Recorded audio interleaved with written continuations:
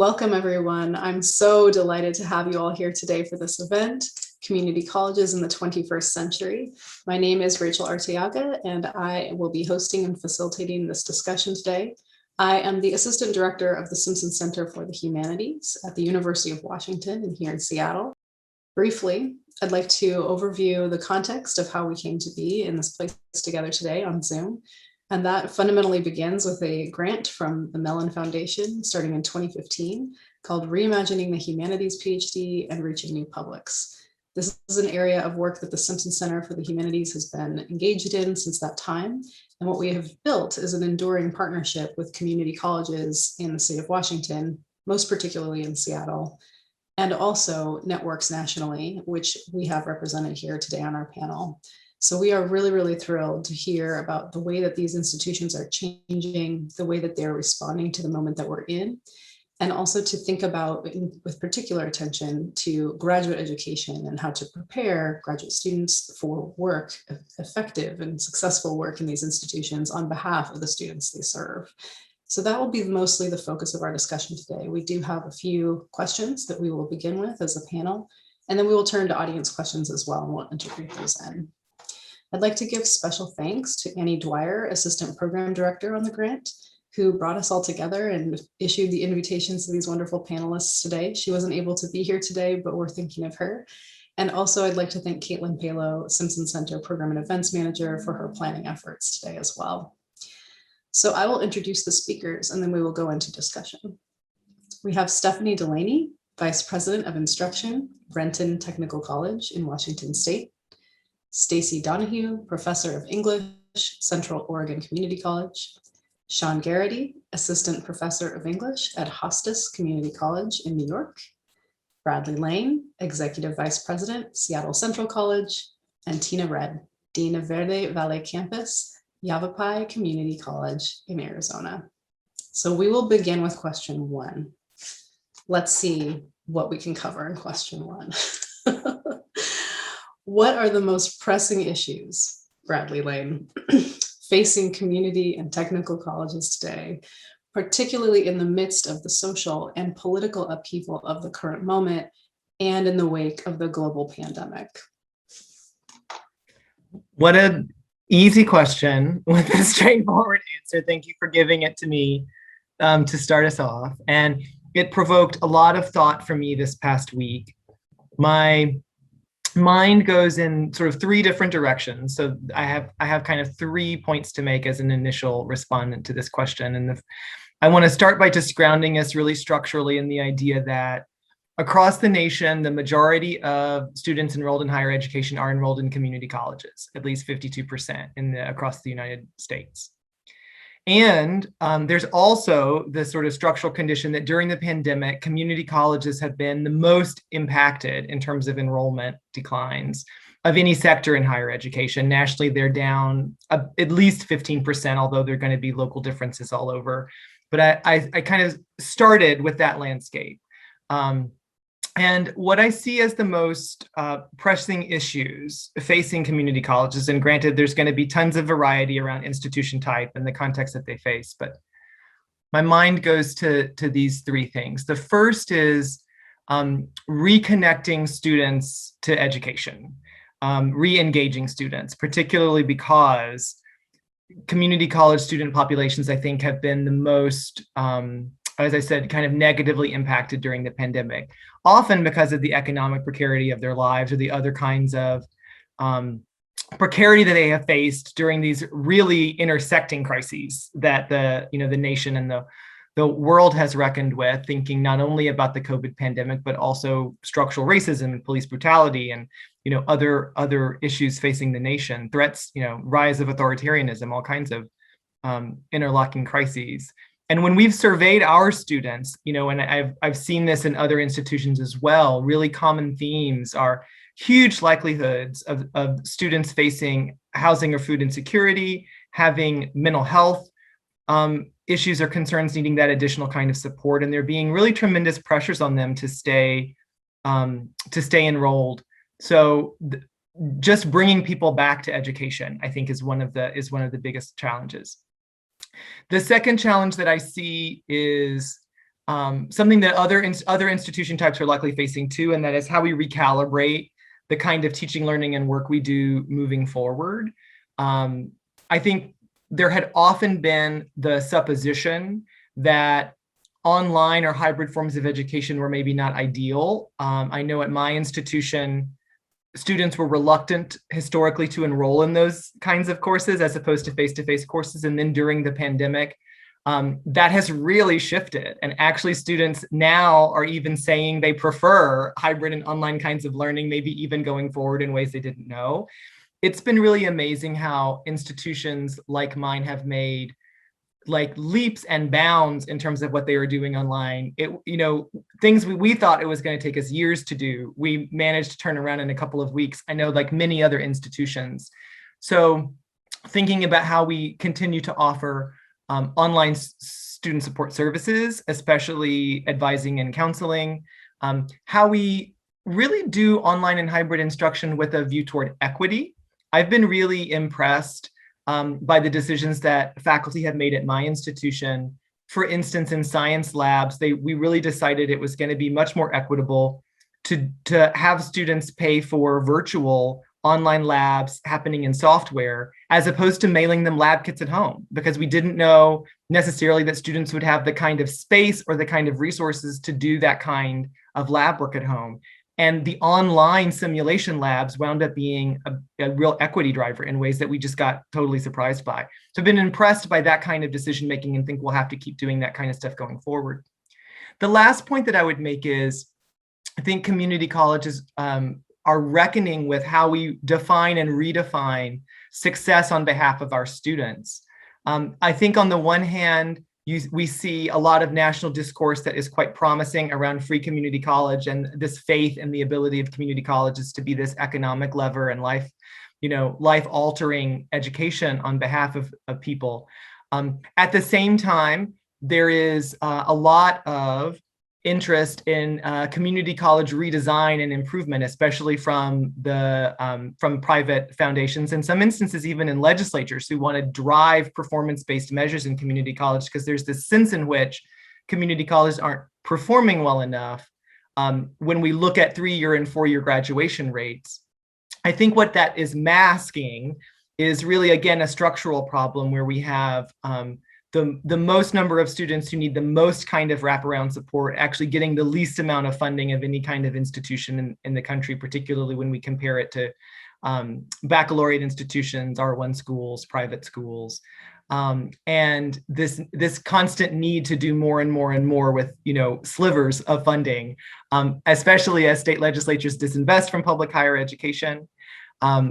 What I marvel at is the ingenuity and the willingness of community college faculty and staff, even in those contexts, to do amazing work, groundbreaking work, and to commit to having definitions of success that disaggregate data, that look at opportunity gaps for students, that take those commitments seriously, and commit to doing work that ensures the institution will serve all students equally well, which is, I think, what is at the heart of the community college mission as an open enrollment institution. So in spite of all of those challenges, I see that as the mission and the promise and where people are going now more than ever. So those are my initial thoughts. Excellent opener. Lots to think about and so exciting. It's really easy, I think, right now to feel back on our heels in general, right? How will we ever recover? We have to rebuild, a lot of reimagining things, as we've been trying to do even prior to the pandemic around doctoral education. But now how do you start over and use what we've learned? But I think that what's so exciting to think about that landscape being so dynamic is to also think about the students it serves. And we're going to hear about that in our discussion today. For those who may be coming to the community college context and be thinking about this in new ways with very little experience or exposure to these fantastic institutions. I'm wondering if any other panelists have anything to add about this bigger context before we start talking about the students and the kind of populations that these institutions serve. Anything for the moment? Well, I might like to add that the idea of success as an issue, if you just delve a little bit deeper into that, I do think that one of the big issues that we're dealing with coming out of this pandemic is just the definition at the community college of what student success means. And what I really mean is that we're looking at workforce credentials. We have a lot of pressure to go into career and technical education, give credit for prior learning. And so at the very base level, as we come out of the pandemic, we're all grappling with, what does the credential actually represent? That's a crisis we're facing here in Arizona. Absolutely incredible. Bradley, did you want to add something? Yeah, one thing I might add to what you're saying, Tina, I totally agree, is I think it is my belief too, as higher education in general gets kind of more and more disrupted, and credentials, you know, I know in certain fields, credentials are really up in the air. In Seattle, we work a lot in IT, information technology, and it's really kind of up for grabs. You know, people want people who have skills, and the skills matter more than any kind of degree or certificate at the end of their name. And, you know, we wonder what's our role in that situation. And I have this belief that community colleges may in the future shift more and more toward being brokers of educational access on behalf of our students, even if we are not always conferring degrees for them. And that to me is really interesting as we imagine not just the future, I guess as we imagine the future of higher education in general in the, you know, in the country, thinking about your, you know, I know later we're going to be prompted to think about graduate education, but just higher education in general, I think is going to be profoundly transformed because of what we've just been through, but also a lot of other social forces. Right. Absolutely. Okay, so let's start bringing to life a little bit who these students are. We have a second question here. Community colleges are student-centered institutions. How can we begin to thoughtfully answer the question of who these students are, taking into consideration diversity in and across community colleges? What are the situations and realities facing students today? And how are institutions positioned to respond? There are many challenges around this, but we can also think in terms, like Bradley was saying, of the kind of dynamic and innovative responses that we're seeing. So we'll go straight to Stacey Donahue for an answer. Thank you, Rachel. Well, before we get to the students, let's just a little short history lesson. Community colleges. There are 936 public community colleges. There are 73 private community colleges. There are 35 tribal colleges, and they all offer associate degrees and certificates. About 100 of those also offer bachelor's degrees. So right there, they're all geographically spread out, though New York, Florida, just certain states, California have the most community colleges, but they're all very different. And unlike with four-year institutions, community colleges aren't ranked in any way, and they're not categorized in any way. They're all sort of lumped in one pot. And a lot of people who are new to community college work tend to see them as a homogeneous whole, and they're not. Each college has their own mission statement. Some community colleges focus entirely on transfer education, getting students prepared to transfer. Some focus entirely on career and technical programs. Some, like my own, try to do both, and for better or worse. Some community colleges actually have majors, so you can major within the liberal arts. So you could get a major in English, an associate of arts degree in English. But many just call it the associate of arts degree, right? So just trying to give you a feel for how different they all can be. Some community colleges are locally controlled. Some are controlled by the state, by a state board. And that, believe it or not, affects faculty and students. And it's something you don't think about early in your career, but eventually you get to realize how important that is. Of course, there are different sizes of community colleges. There are rural and urban and suburban, small colleges with under 5,000 students, mega colleges with well over 20,000 students.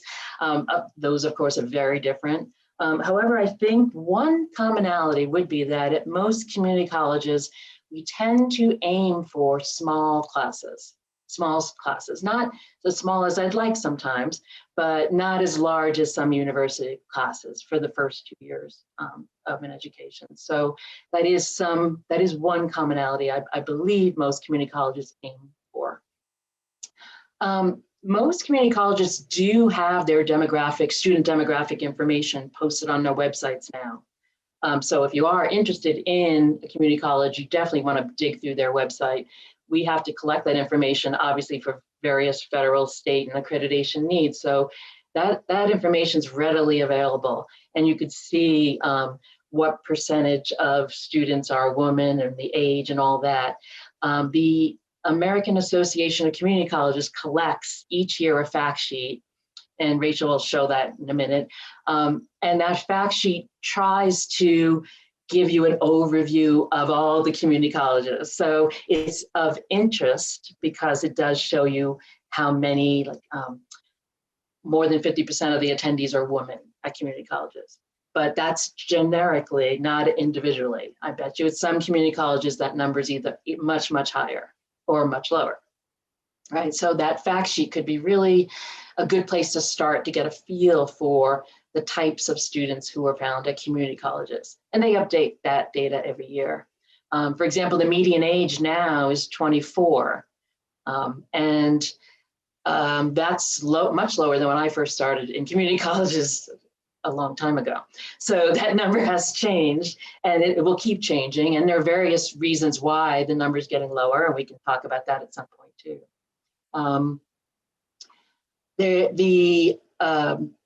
Whether the percentage of single parents, the percentage of veterans, the percentage of non-US citizens, the percentage of English language learners, they have those generic numbers in the fact sheet. That's very useful, but it's very different at CUNY Hostos than at Central Oregon, right? Those numbers are very different. So this is why it's important to explore the specific community colleges you're interested in before applying, just as you would do with a university job, right? What else can I say about demographics? I guess let's just move on to more toward what are they facing? What are the students at community colleges facing? And I'm going to say that it's no different than what students at universities are facing. I think now that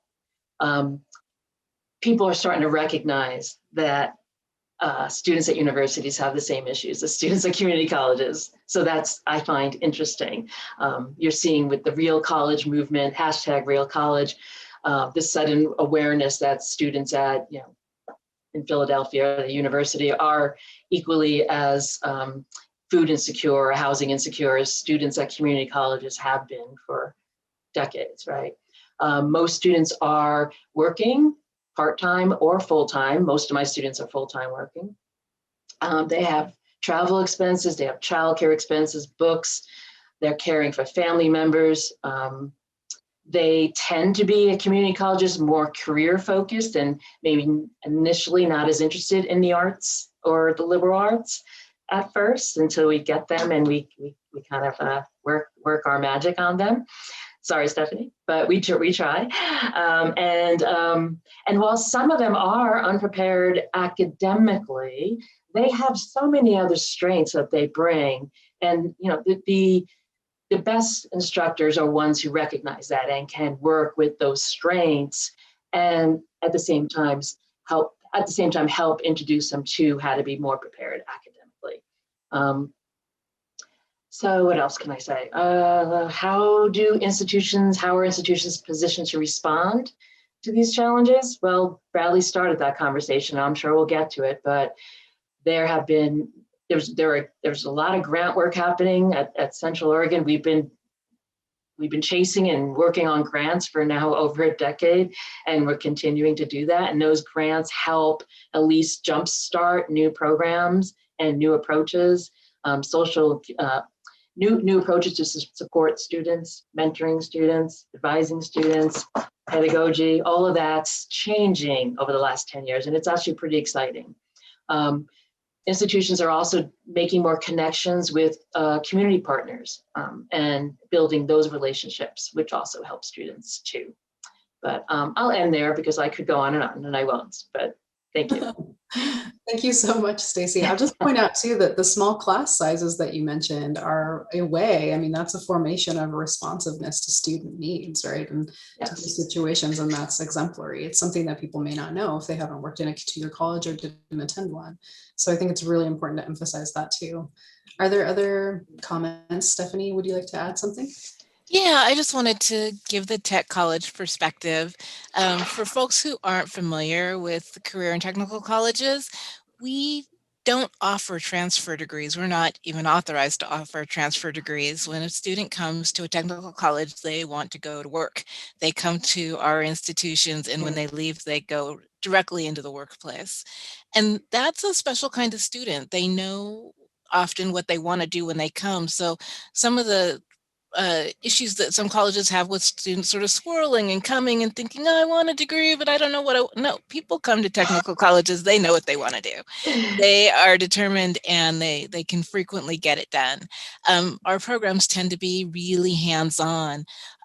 So we have things like, massage therapy and nursing and auto technology and mechatronics and, programs where students are in a lab doing work, often all day, like, block schedule where they'll come in at 7 in the morning and leave at 2:30, and they'll have been in the same classroom with the same instructors, working on a car or building a dental bridge or all sorts of different things, but they tend to be super hands-on programs where students are really interacting actively with the instructor and with each other. So a piece of this pandemic impact.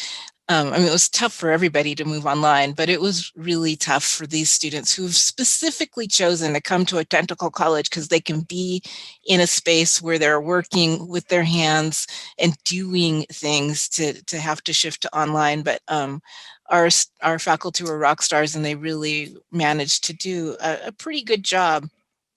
Also, tech colleges tend to have apprenticeship programs where people are actually, employees of a workplace or of a union, and then getting the academic and hands-on skills to be able to do that work and to be able to build all the things that they need to be able to do that. And I think one of the challenges is that as I'm presenting this, I hope that this sounds exciting to you and people are like, "Ooh, that sounds really cool." But if you were to ask any high school student, where are you going to go to school? And if they say, I'm going to go to Renton Technical College, people are like, "Ooh, you want to go to a tech college? Don't you want to go to real school? Don't you want to get a real degree?" So one issue that we face in the technical colleges is that people don't think our work is real.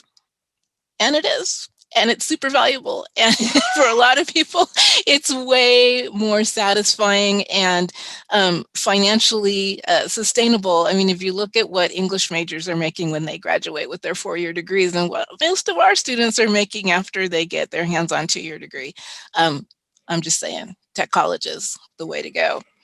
And so the challenge, though, is that people don't always value our degrees, and it takes a lot of re-education for folks to be able to understand the importance of tech degrees and the value of this work, actual work, for people in the industries. Absolutely. Thank you, Stephanie, for illuminating that component of the sector too. And this is going to go directly to the stigmatization of these institutions as it is experienced by graduate students who are charting careers, which is what we're going to talk about next. I'm going to read out this next question, and Sean's going to give us some sense of building a career and basically acquiring a job also, right? You got to acquire the job before you can build the career. So how can graduate students very specifically think about this? And then I'm going to elaborate on our question with another question that we received from an audience member to and I'd ask everybody on the panel to think about this, because as we discussed, really these institutions are also different, that there may be different answers to that specific question. So I'll read that out after. So this question relates to careers. We can anticipate that many people in our audience today would be interested in pursuing careers in community and technical colleges. Accounting for regional variations, what does the job market look like in these institutions right now? What guidance would you give to current graduate students who aspire to work successfully in these institutions of higher education? Relatedly, what are the main differences between working in R1s, which many doctoral students especially are trained to do, and working in community colleges? And so the question related to that has to do with credentials, exactly what we were just discussing, but in a different framework. So a student writes, I'm considering leaving my PhD program because of strong dissatisfaction with it. You're not alone. The other people have felt this way as well. Would community colleges consider an A, B, D, all but dissertation? So PhD candidate, someone who has done significant coursework, significant higher education, probably significant teaching experience, but that varies across different PhD programs.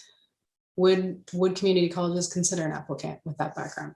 So that's a lot to throw at Sean, but we can all answer these questions too. Sean, I'll let you take it from here.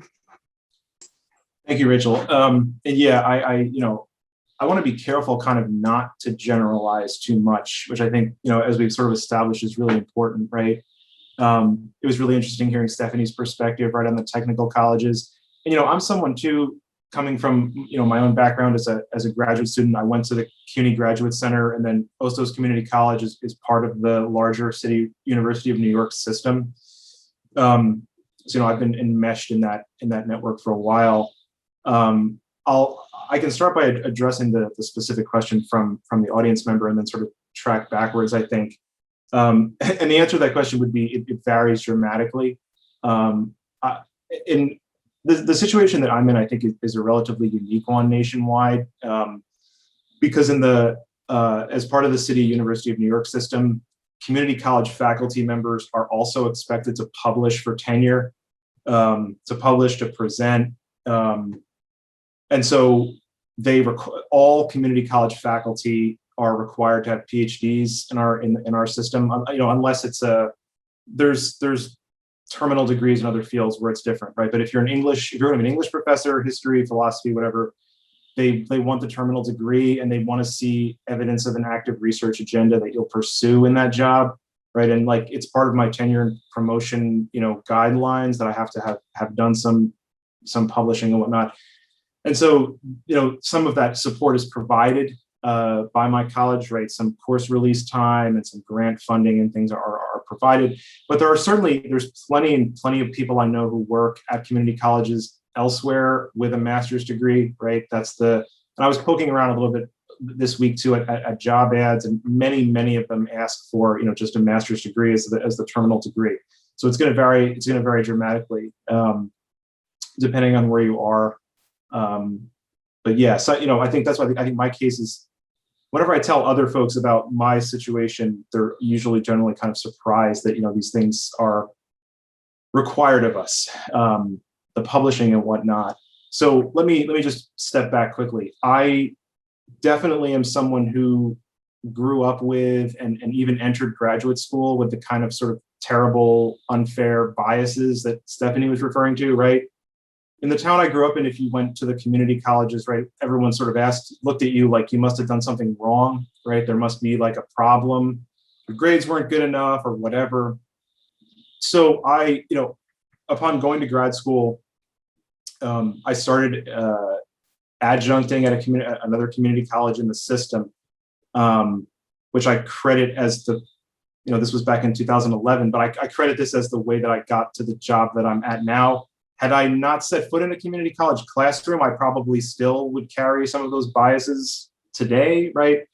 I would hope to think that I would have unlearned them, but it was a jarring experience, but it set me towards a path, I think, that allowed me to to understand what community colleges actually are, and how they function and who they serve. And so, what I would say to graduate students is, I think it can be a great idea to try to pick up a course to adjunct at a nearby community college. I know that's a big ask, and I feel weird sometimes saying that because, not everyone has the ability to just pick up an extra class somewhere. It's a lot of effort and the lifting involved with getting something like that, as part of your CV. But it definitely is helpful because it's one of those things where I think you really need to be in the environment to understand what it's like and what the student populations are like.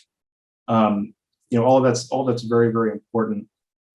The job market for community colleges, it's not good, right? I mean, that's not news to anyone. The job market for higher ed is terrible. I do think though that there are a lot of opportunities in community colleges. This is sort of as part of the impetus for all of this, right? It's a sector where there are openings and there are PhD students who are interested in filling them, right? So I think that it's definitely a productive place to be looking for jobs. Certainly, right? Will you face prejudicial biases in your own program regarding your desire to teach at a community college? Probably. Or at least it won't be it hasn't, in my experience, it wasn't addressed very much, right, as a potential career path. Everyone kind of operated under the illusion that there'd be an R1 job or a small liberal arts college job at the end of the tunnel, when we know that's almost always not going to be the case.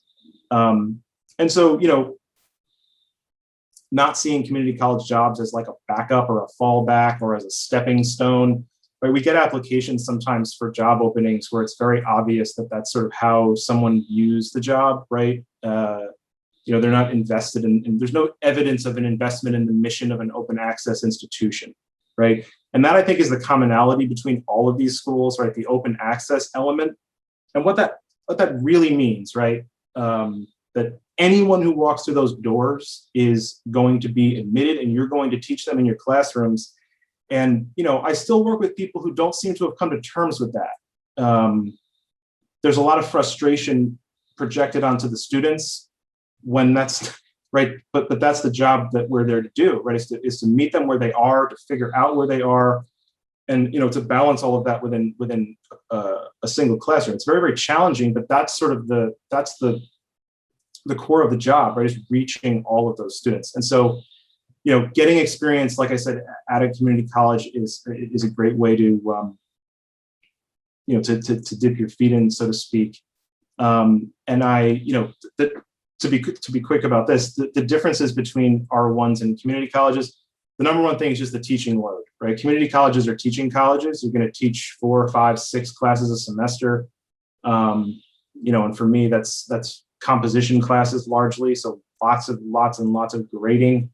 But I do still have the research expectations on my end. But by and large, right, at most community colleges, with folks I've spoken to, they don't, they're not being asked to perform research, and they're not going to be provided the funds or the means or the time necessarily to do it. And it also may not benefit them career-wise in the sense that the college may not value it. I don't mean that in a negative way, right? It's just a lot of community colleges, right, their faculty are there to teach. So there's immense variation. But the things that are often framed as like the challenges of teaching at a community college are the core sort of rewarding elements of it. If you sort of shift your focus and orientation in that way.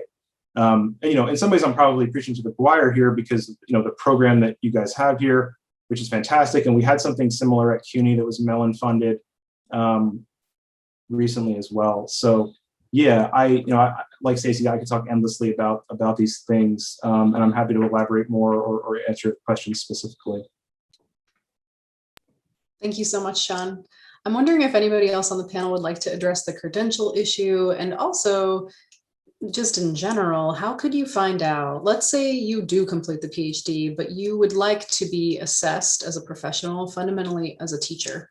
And that's how you identify, and that's how you want your tenure review to go. How can you find out in advance which institutions or departments within those institutions are going to review you for pedagogy and for excellence in the classroom and teaching and mentoring, and which will say, you really need to have, they may be the outliers, but you'd want to know this in advance if you could.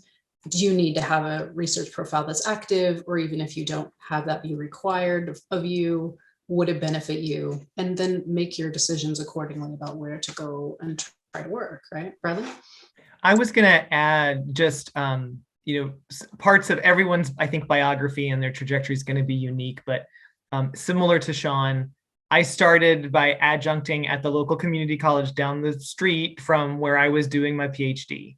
And I did it, for extra money. I did it for extra experience. Both of my grad degrees are interdisciplinary, and I was also trying to build credentials to look like discipline faculty in English or in history if the case was necessary that I appear to look like someone who could teach English or history. There was a lot of kind of thought behind it, but I found the act of teaching in community colleges to be so much more rewarding than the other teaching I was doing. And I was finding the ability to kind of align with my politics and enact democracy, basically, in ways that I didn't always see happen in other places. And the story that I wanted to share, kind of relevant to some of this question, soon after I went on the market just in community colleges, when the time came, and I have really never looked back from that. But one of the faculty searches I participated in as a faculty member, soon after me, there was a really funny story. The person that we hired had a PhD. A PhD was not required for the position. A PhD was not required for my position, and there really was not additional value necessarily. What we wanted was a great teacher. We wanted a strong teacher and a person who had a record of really teaching and mentoring students, particularly those who had been historically underserved by most educational institutions.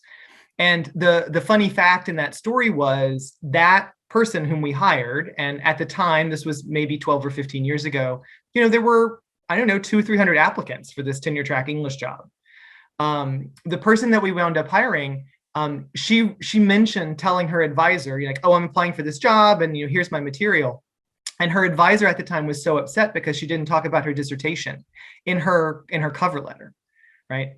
And this idea was, and she got the job, right? Because she understood what she was presenting herself as, and what she really kind of carried forward was, I'm a teacher, and here's my pedagogy. Here's sort of the way I enact, educational justice. Here's how I align to what I see you as an institution doing. And she's the one who got that job. So there is this necessity I want to underscore around understanding the institution and being able to articulate your fit to that institution and the work that it does. And I would add, I think my path was very different. I have my PhD from the University of Washington, so I was obviously trained to go into an R1, and I did. I went to the University of Arkansas, and then I came back on a tenure track line to the University of Washington. And what I think is important for anyone considering going into the community college system is not just your political agenda, but where your heart is. You really have to be somebody who wants to give people a hand up. And I found that students at the University of Washington were wonderful, but also privileged.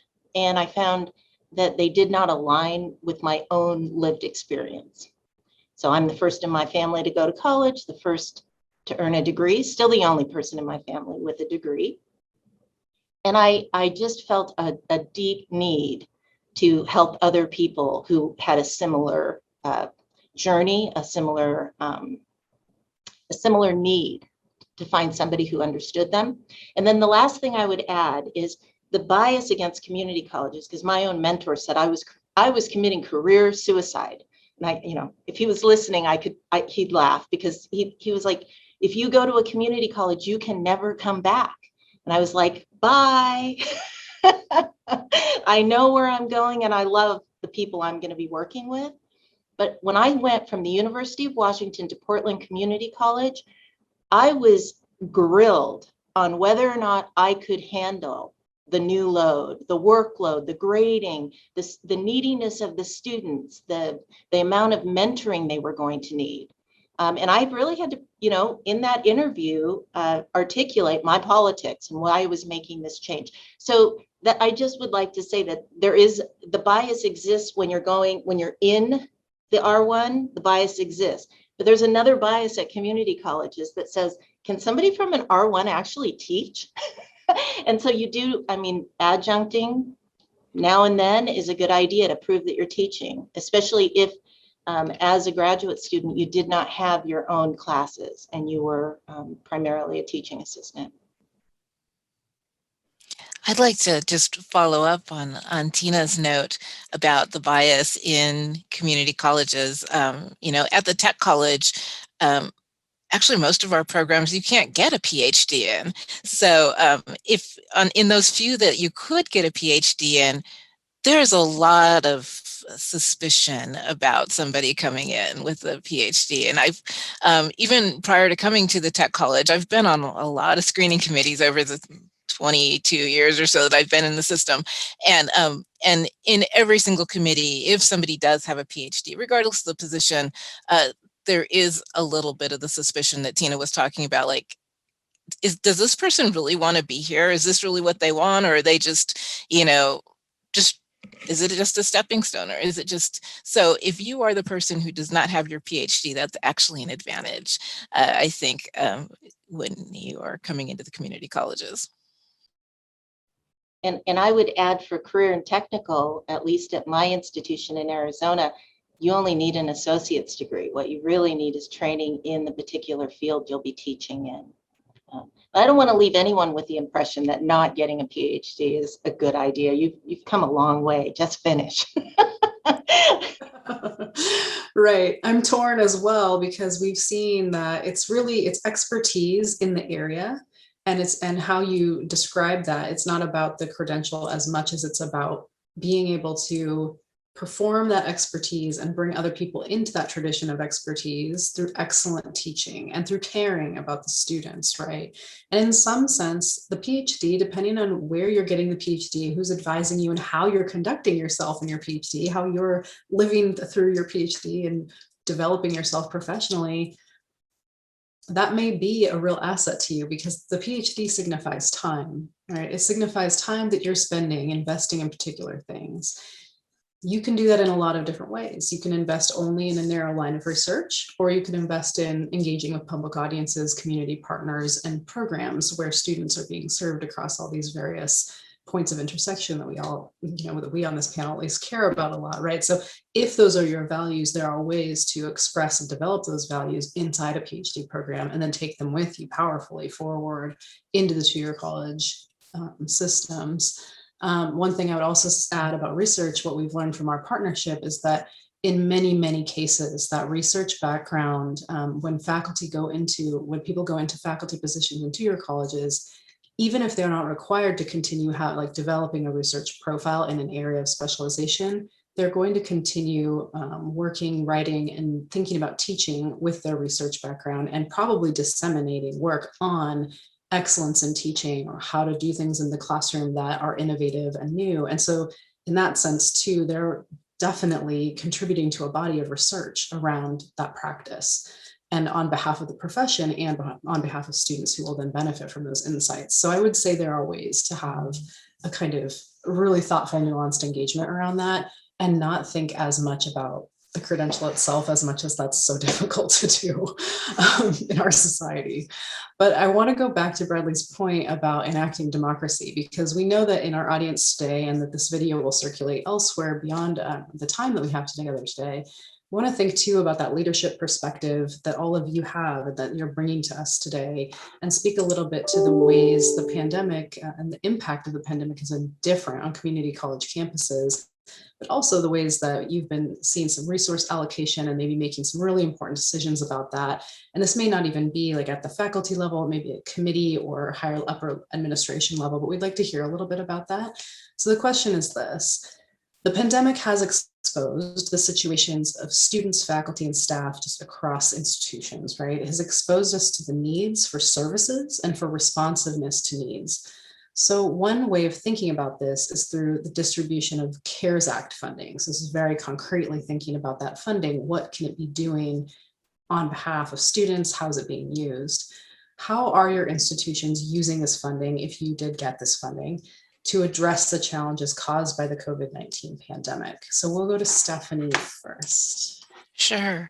So I think before I start talking about how we're thinking about spending the CARES Act money at RTC, to remember that community colleges have been incredibly underfunded for the last little while, probably the last 15 years. And as Bradley mentioned in his opening remarks, that the underfunding has just gotten worse and worse over the years. And so we're coming into this with students with a lot of needs, that we've been, trying to be scrappy and serve. And then sort of suddenly, like, the clouds parted and the sun came out, and people are recognizing the value of community colleges and technical colleges and pouring lots of resources. So we realize this isn't our first rodeo, and we realize that this may just be a moment, and that this moment may go away. And so we need to make sure that we invest this money wisely. It may not come again. And so with that in mind, we did, the first thing was to look at lost tuition and revenue, because there were lots of things that we could not do during the pandemic. There were lots of students who couldn't attend. Bradley mentioned drops in enrollments across the board. And so there was lots of tuition that we didn't collect, and that had very real world impacts. But also just sort of examples that you might not think about. For example, our culinary students and our baking students, they need to produce food as part of their curricula, but there was nobody on campus, and they were there on campus baking and cooking delicious meals, but there was nobody on campus to actually eat those meals and to eat the fabulous baked goods. So they could not produce the same quantity. So where normally they might make 5 dozen scones, the entire class gets to make 1 dozen scones, and then they're maybe selling 3 of them. And so it's really, there was first the lost revenue of not selling 5 dozen scones, but also sort of the increased cost in materials of having to buy a lot smaller quantities. And so there were lots of sort of unthought of ways that we lost revenue and tuition. So that was one of the first places where we put the money, is lost tuition and revenue. Additional resources for remote instruction, whether that be for the faculty to be able to teach from a remote location, for the students to be able to learn remotely, and buying dozens and dozens of Chromebooks, not just dozens, hundreds of Chromebooks, and hotspots for students to be able to have internet access in different locations. And then, of course, the realization that we could provide all the hotspots we wanted. If they lived in a place where there was no signal, there was no signal, no matter how many hotspots they had. And we discovered that was a lot of people, not just our students, but some of our faculty lived in those places where there was no signal. And it's just really hard to teach an online class if you don't have a very good internet connection at your house and you can't get one.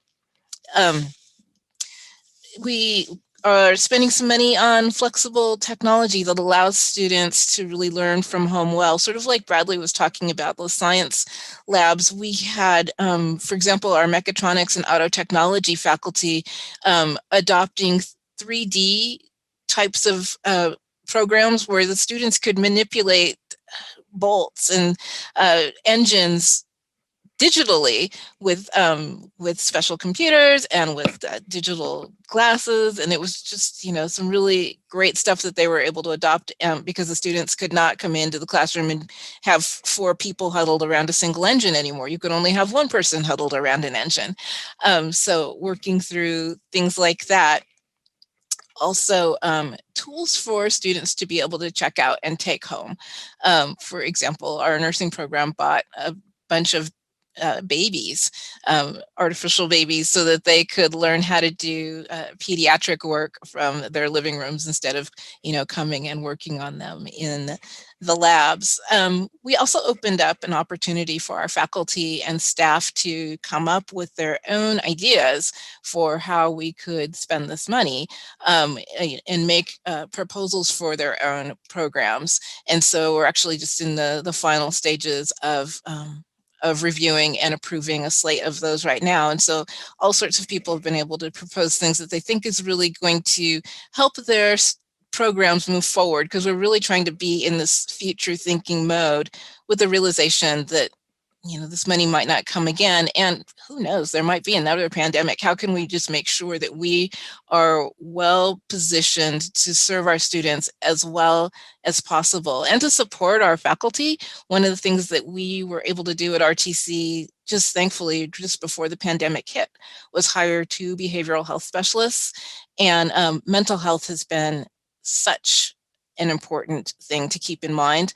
And so really just making sure we have sufficient resources to support the mental health of our faculty and staff as well, being something that we're thinking about with those HERF funds.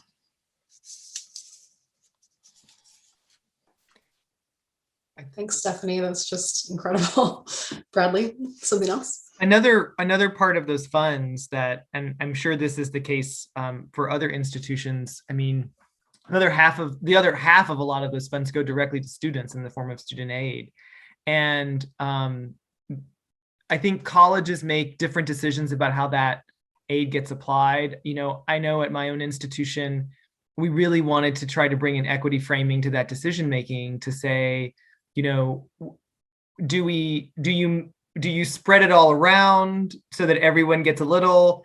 Do you take the people who need the most of it and give the most of it? At a certain point, I think in spring quarter just wound up paying every bill that was still unpaid at a certain point, just to sort of say, call it good. Like, don't let this be one of the things that you're worrying about.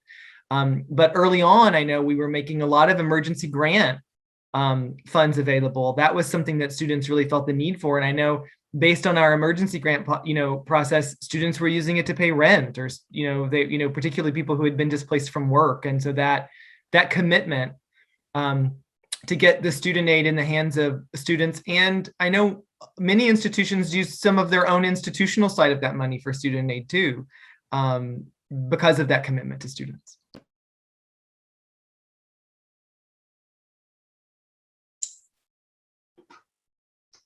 Yeah, absolutely powerful answers.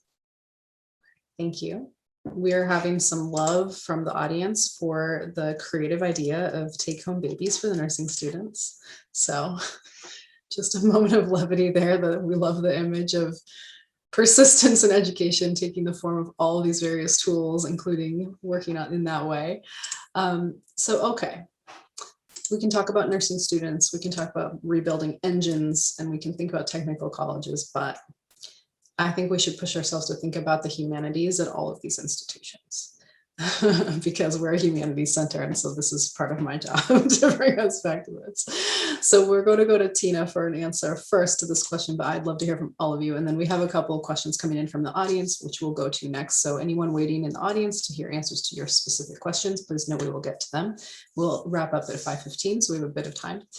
So here at the Simpson Center for the Humanities, we do work most directly with humanities departments. So this is English, history, philosophy, and similar allied departments and traditions of learning.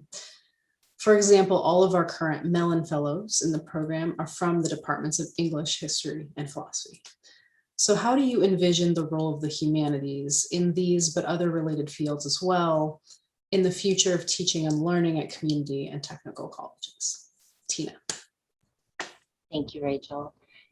When I looked at this question, the word that came to mind was difficult. It is a difficult time at community colleges to be in the humanities, which of course I am the former English professor, drama professor,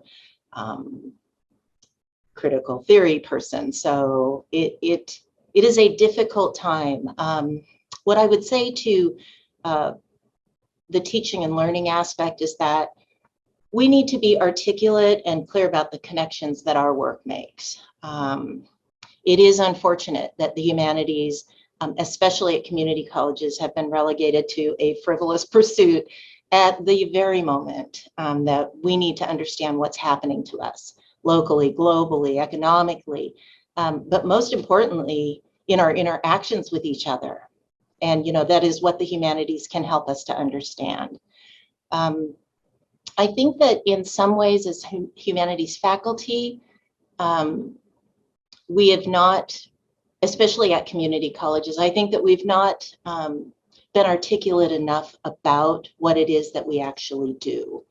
And the push to career and technical, no offense, Stephanie, because I have career and technical under my wing here too.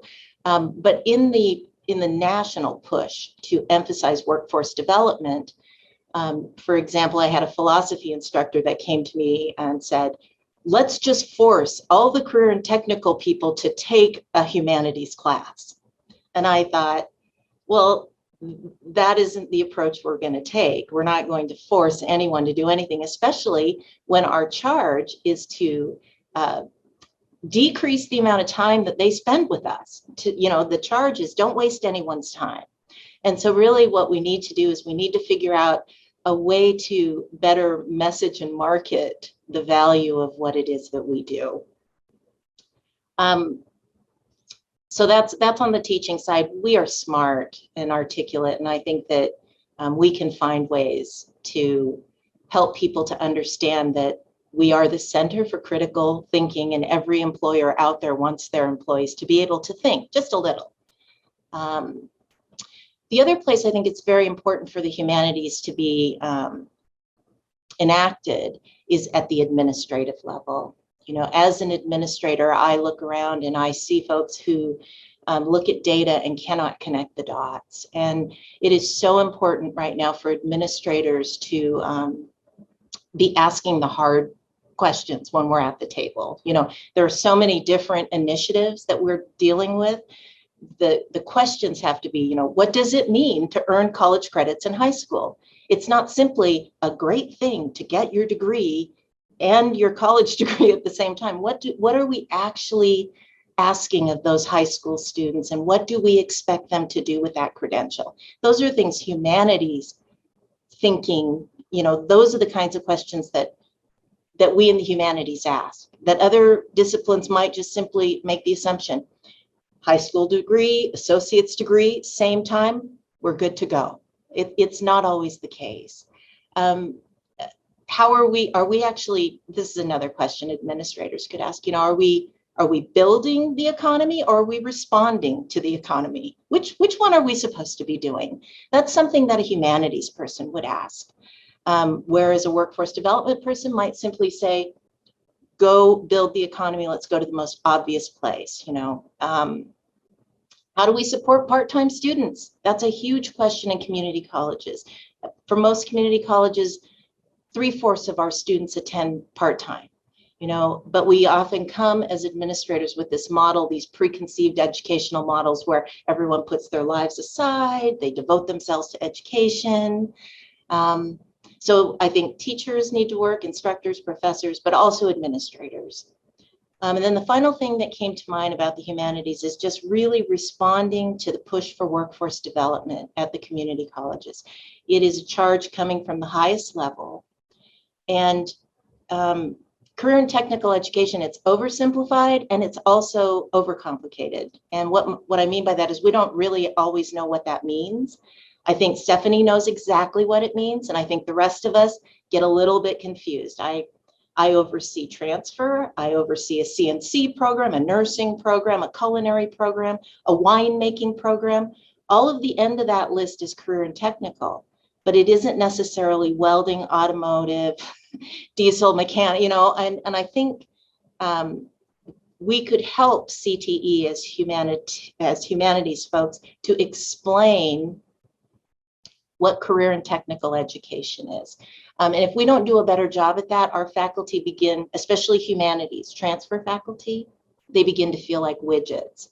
The push for workforce development without a deeper conversation starts to feel like, we'll just insert that English class and insert that math class. It's a necessary evil to this bigger goal of getting people to work.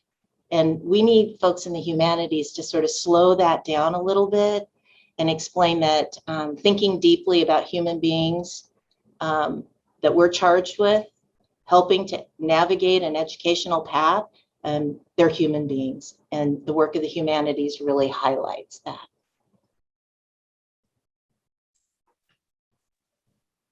Thank you so much, Tina. Stacy, do you have something to add? Tina just reminded me of something I heard or read recently, that all college students are involved in workplace development. I mean, they're all being trained for the workplace, all of them, even the philosophy majors being trained for the workplace. And I think we've artificially separated that. Just because the philosophy major is not going to get the job necessarily right after his associate's degree, right? But eventually she will get a job, right? It's still workplace development, it's workforce development, just a different way of looking at it. So I think Tina's right. If we see everything we're doing from a humanities perspective, and this is why we love people like Bradley and Tina and I'm Stephanie going into administration, because you guys are giving that perspective. You're taking the data that we see daily thrown at us, and you're providing the context and the narrative that goes with that data, so it's not misconstrued, right? Oh, it's misconstrued, Stacy. I know, but you're fixing that. But we're still fighting. Can I add maybe some more optimism too, that I don't think it's always dire. And I say this as a person who taught English and humanities and who was a dean of humanities for, several years in a previous life. And I'm reminded of something that Stacy said really early on, that there is this phenomenon time and time again of getting students into a class that they weren't exactly sure why they were taking. It like happened at the right hour, or it fills the slot in the degree. And then they suddenly are like, oh, this is what I want to do. Like, I like this. I want to do more of this. And they may come into an institution thinking very narrowly about what they're there for.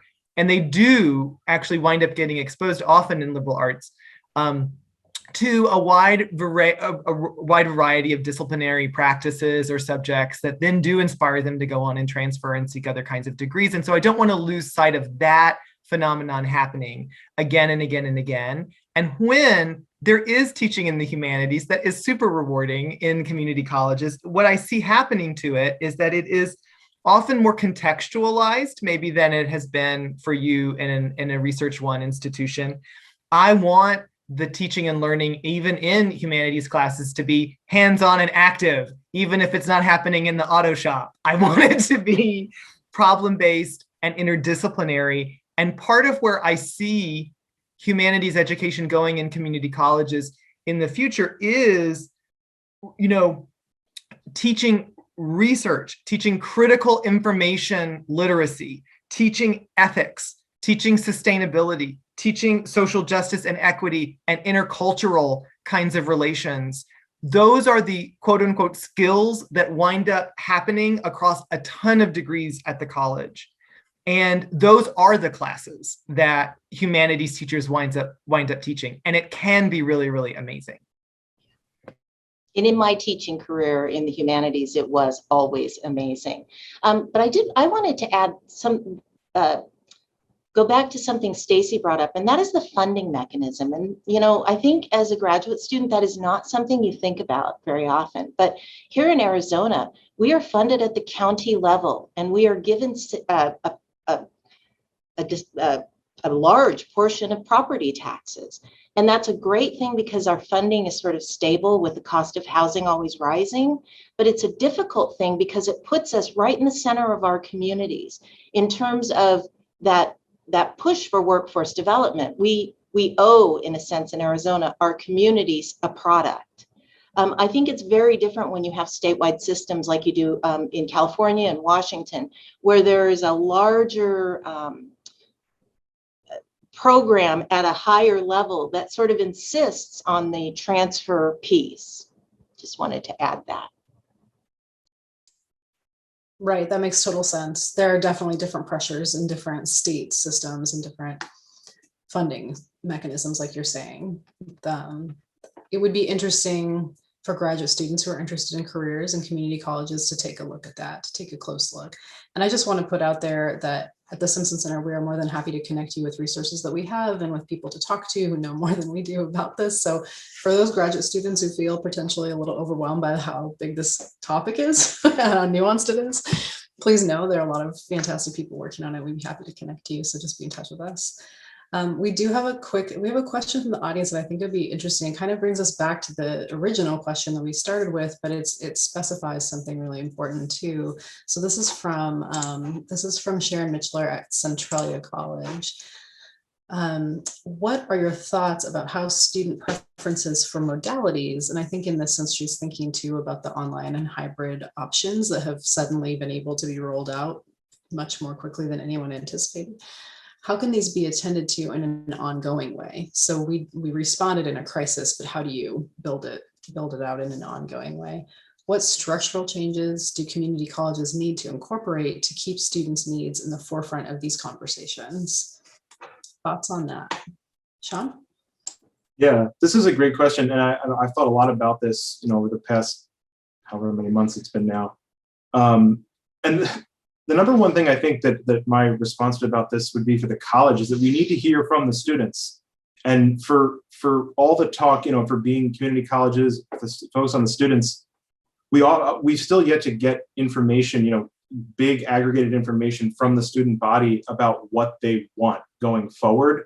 We have a lot of pressure on us from the city and the state. The state told us 60% of our classes needed to have an in-person component in the fall. That number came out of nowhere, and it has no, it just was thrown at us. And so, very strange things are happening. Like we have classes that count as hybrid that meet one time in person during the semester, right? It's just to check a box. It's to check a political box. But it's, it's about the funding stream. But I think, what I've been wondering, and our union, I can't say enough about how it's important to look and see whether unions are involved with a lot of community college jobs. Our union has fought for transparency with this, as far as we want to know what the students actually want. My experience has been so far that students do want a more diversified set of modalities for their courses, right? Many students found that asynchronous online courses were great for them, right? With their schedules, they didn't know such a thing existed before. So the college needs to, in my specific situation, get a handle on that actual data from the population that we serve, and then come back and do what we need for them, while still balancing, right? And this is the kind of stuff, as folks have said, you don't think about as a graduate student, while balancing a whole bunch of really complicated, interconnected political pressures that go all the way up to the governor in the state. I can add to that. We did survey our students and got a, 50-page Excel sheet of comments organized by theme. It's huge. I'm still reading it. But the conclusion we're drawing is that you're right, Sean, students want synchronous or asynchronous online classes. They realize, wow, this worked. I could work my crazy hours, my job, my kids, my parents. This really worked for me. So the vast majority actually wanted to at least have those still be an option. Please don't get rid of them, was a comment we saw over and over again. There was still a significant minority who said, I only want live classes. I'm never doing that again. That was miserable. So, they still exist. And we're not at a state controlled system. So every community colleges will make their own decision of what they're going to do. And from what I can gather, it looks like right now we're going to offer, we're definitely going to offer in all modalities in the fall. Another way to think about it is the flex modality, where students can sort of choose how they're attending a single class, whether they're there in the classroom or whether they're remote, or whether they're there or whether they're not, from day to day. And we've been trying to make that, that's logistically a lot for a faculty member to manage. And so we've been working on using AI-driven technology to really make it as simple and streamlined as possible for our faculty.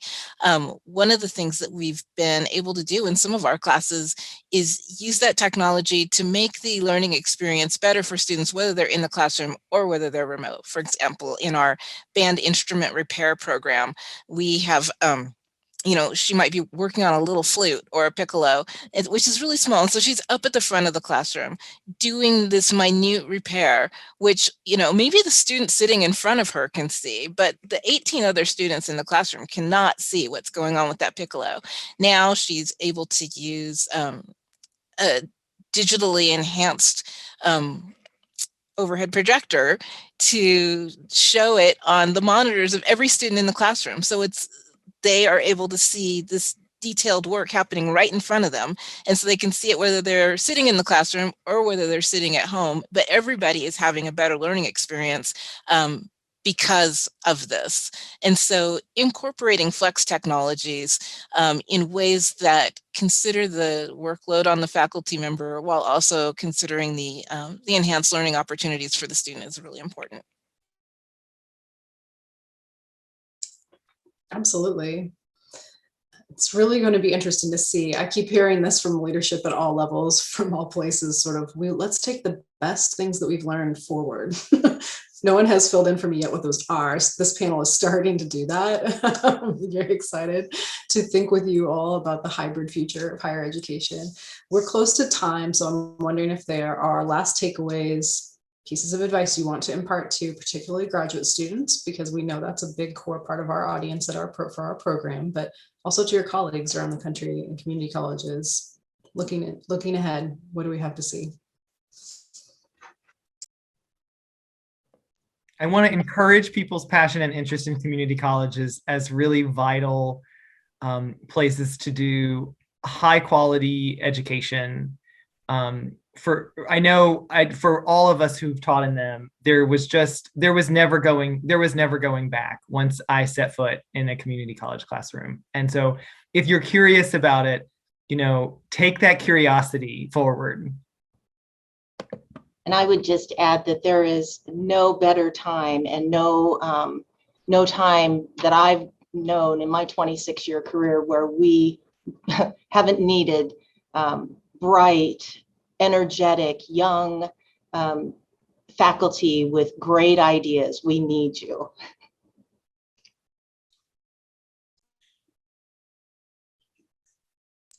All right. With that, thank you all so much. And please be in touch with us for further discussion or to connect. I'll let you all go. It was wonderful to see you today. Thank you. Thank you.